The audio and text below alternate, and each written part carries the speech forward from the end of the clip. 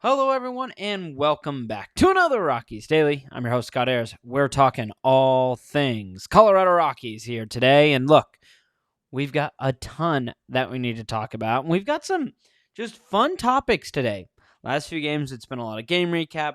Last week, we've been talking a lot about the MLB potential lockout, who's saying what, their response to what who said, blah, blah, blah. Can be some really boring stuff, can be some really sad stuff. Let's talk about a little positivity. Let's talk about things that have been making us feel good for the Colorado Rockies. There's been a lot of pain, but there has been some good, and I think one of the biggest is TJ Rumfield. He wins Rookie of the Month, for the month of May. Extremely well deserved, and it's just really cool to see a guy like Rumfield and the story that he's had, how the Rockies acquire him to now win Rookie of the Month. And look, this is something that he's really been building towards. He had a great start to the year. But in the month of May, he batted .310, had a .400 on-base percentage, and an .883 OPS, which led all rookies in those three categories. He had 4 home runs, 12 RBIs, right? And this is a stacked rookie class, right? Like South Stewart, who's been really good for Cincinnati. Obviously, Connor Griffin, who is one of the top prospects, if not top prospect in baseball with the Pirates. And that's just naming a few guys, right? There's so many talented young players. And so for Rumfield to get these honors is a pretty darn big deal. He's a guy that pretty much anytime we're talking about the Rockies and you need to share something positive, you can typically look at Rumfield and say, hey, this guy is pretty darn reliable.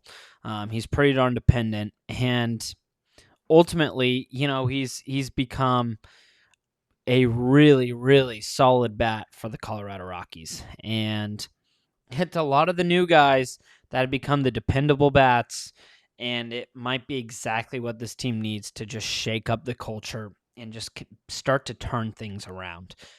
They obviously have one of the worst. They're tied for, the worst record in baseball.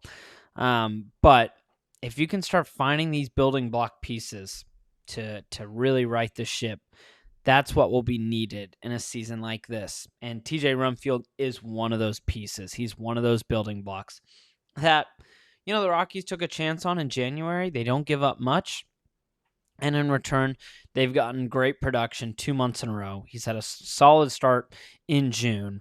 And hey, there's not much more that can be said. It's just been a blast to have him on this team in a season where some of the big names have struggled, right? Tovar has struggled. He's starting to pick it up, but he struggled to start the year.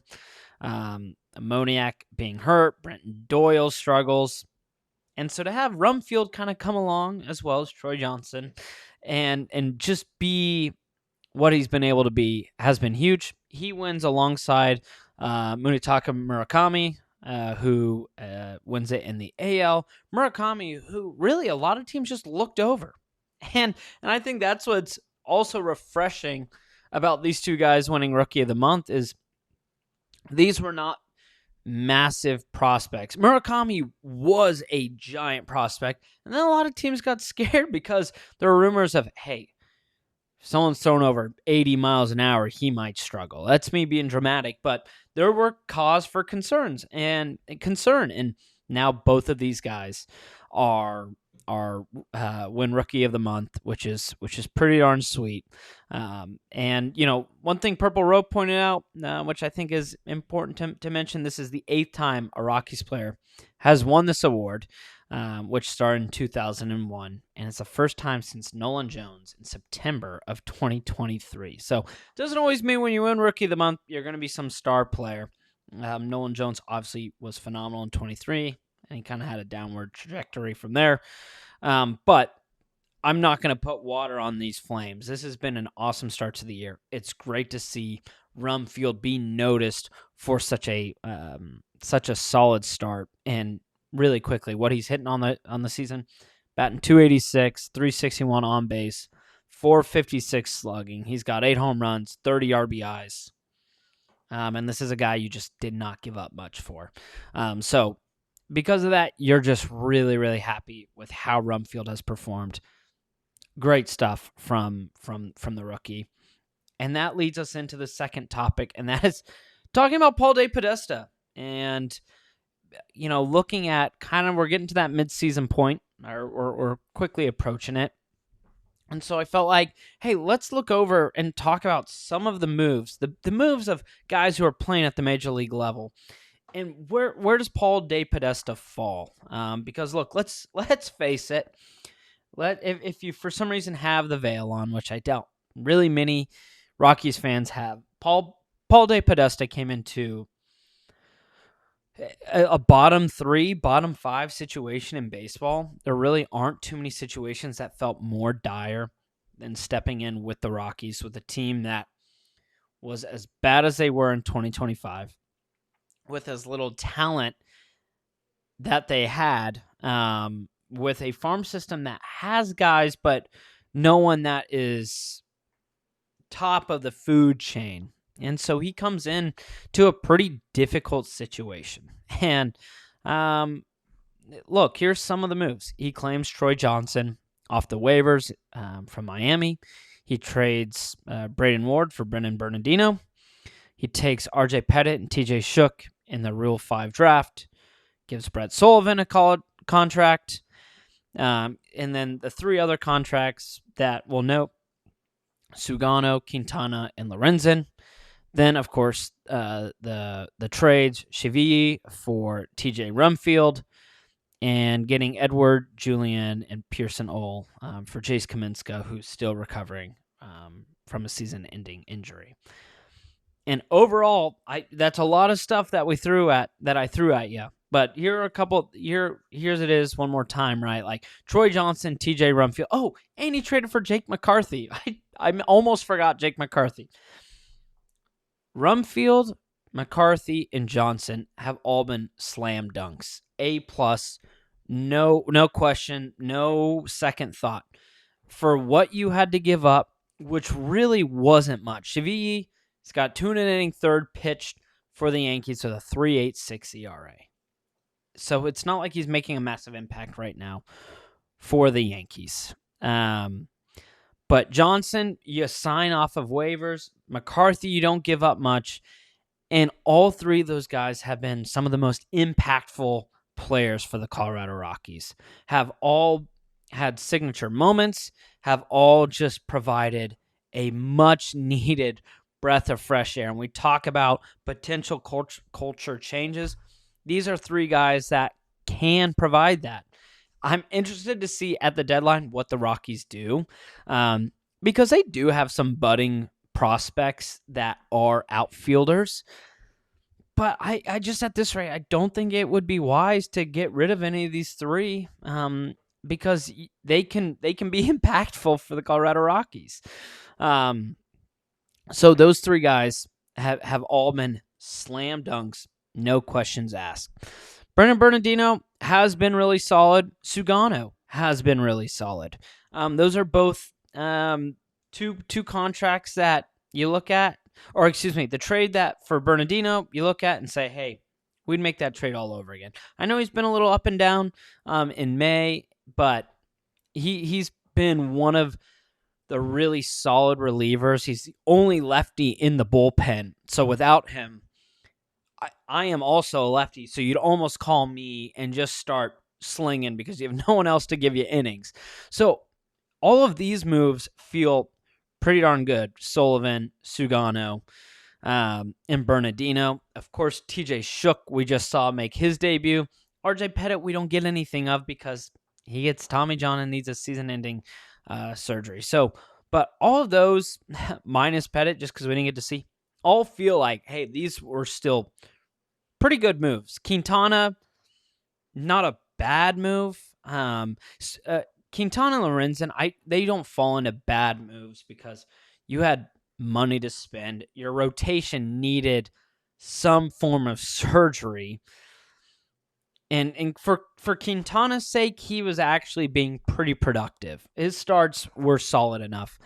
Michael Lorenzen, of all the moves, has been, I feel like, the most damaging just because, and maybe more so for him, but his ERA is now up over an 8 ERA.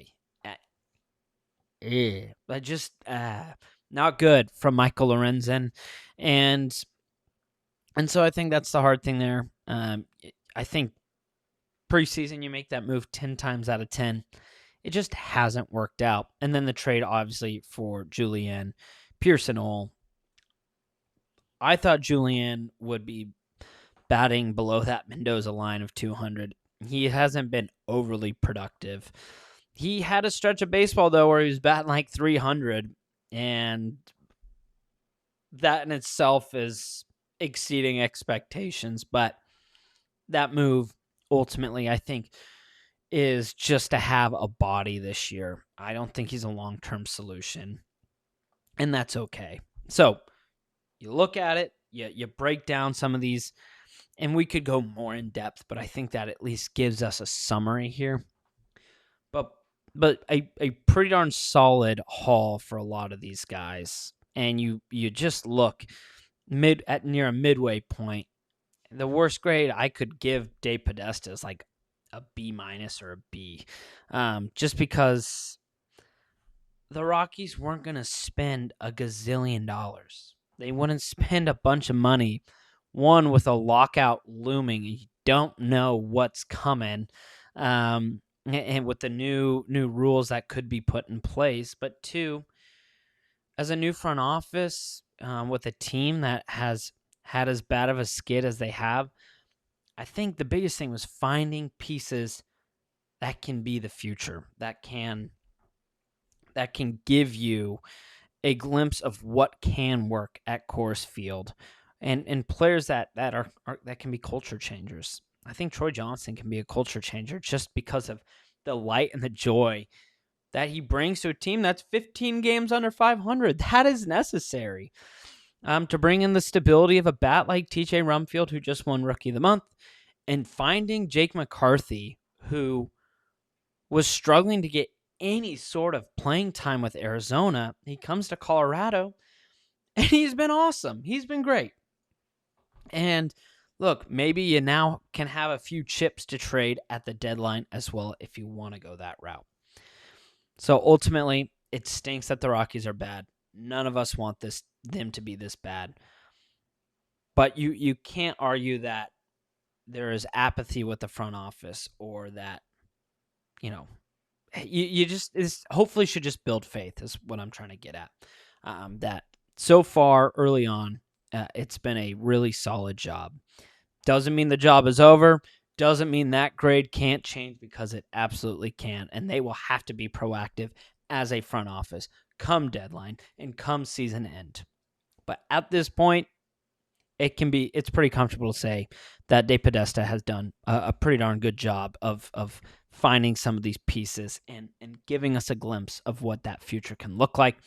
Part of the future, too, is some guys that are ready to be called up. Cole Carrig. We talk a lot about Charlie Condon. I talked about on the show before the season, hey, maybe Condon could be the guy starting at first, because this competition is hard to tell. And then Rumfield ran away with it. And then Rumfield showed he is a clear starter. Troy Johnson showed he is a clear starter. And Charlie Condon gets to develop more in AAA, which is great. Cole Carrig seems like he's developing extremely well, though. He's been a monster at the AAA level. And it's been pretty impressive to watch him play so far this season.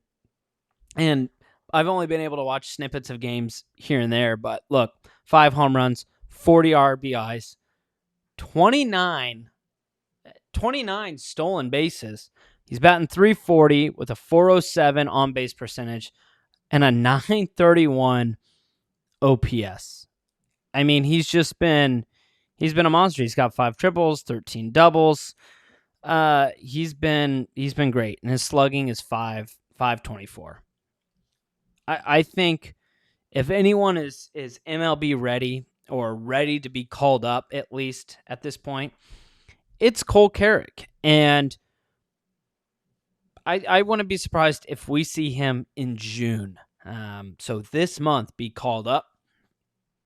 Maybe the Rockies wait another month. But look, they're dealing with a couple injuries, and there's also just obvious holes on this roster. Sterling Thompson has done a serviceable job. He's been playing in left field. He is batting like 167. His bat just isn't up to MLB standard. And on top of that, Carrick fits this need, or maybe this prototype that the Rockies are looking more for, kind of these ultimate utility guys that Willie Castro, Tyler Freeman, Troy Johnson, to name a few names, can fit. He can play in the outfield. He can play center field. You can put him in left field. You can put him in right field for all I care. But he can also play in the infield as well. He can play the hot corner. You can put him at short or second. So he gives you more versatility to go with different lineup types. It's not saying he's going to be an otherworldly fielder, but that's really important to provide that sort of stability to play anywhere on the diamond, essentially. And so because of that, because of the great productivity and the speed that we've seen from Cole Carrick, he feels like the most MLB ready guy. And I just hope that he gets that call sooner rather than later, just because he's really proved it to this point. He's been phenomenal, but I also get if the staff wants to just continue to build that confidence and develop. But it's clear he seems pretty darn ready. Might even have surpassed Zach Veen at this point. Zach Veen's actually been pretty solid, though, this season as well. And so I wouldn't be surprised if we see Veen at some point. But Cole Carrick, it just felt necessary to talk about him on the show because we mentioned Charlie Condon. Cole Carrick, though, he really feels like he is budding for that MLB call-up. But until we get that, look, the Rockies, they've exited the cellar. Won 4 out of their last 5. Could be 4 out of their last 6 after this game against the Angels. But still, winning 4 out of your last 6 is important heading into June after a month that was as painful as May. And so, because of this, the Rockies, I don't think that the Rockies are the worst team in baseball. I know their record has shown that, hey, this team is pretty darn bad, and they've had some tough blowout losses. But, man, they've had so many games that have been just decided by a run or in the bottom of a ninth, giving up a bomb. And so this team, they're still a long ways away, but they're a little bit closer than being I don't know. They're bad. I don't want to sugarcoat that. But it's important. You have to note these victories. They are significantly better than what they were in 2025.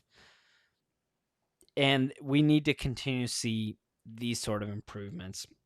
The thing is, though, 2027, like, it really can't just be a small mark. Oh, I bumped my mic. My apologies if it just screamed in your ear. It can't be the small jump that we're seeing right now, right? Like 2025 was horrendously bad. They won, less than 45 games. They're on pace this year to win 63 games. 20-game jump. That's pretty good. That's a pretty good jump from how awful they were last year. The question is, in 2027, is it likely to expect another 20-game jump? Probably not. But can you get to 75 wins? Can you push 80 wins? That feels like asking for a lot. But it's important to ask and push for those things because of how bad this team has been for the last 7 years. And at a certain point, you have to have expectations that this team can compete. And I don't know. We'll see. And that's down the road. I don't necessarily know where I'd be even going with that rabbit hole. But the purpose of this, the Rockies are out of the cellar. You want to know why? Because they beat a couple other cellar dwellers that are in it with them. So, celebrate that. The Rockies, I actually recorded this show just before the Rockies-Angels game because it was less of a focus on the game, more about some of the different news stories going on, but I've had the game on, and the Rockies are getting shelled. So that's why I said winning for our last 6, not a bad thing. Regardless, Colorado Rockies hopefully have brighter days ahead. And that's where I'm going to leave it for you. So with that, I hope you have a wonderful Thursday. Thanks so much for stopping by. I hope you have a great day, and I will see you tomorrow.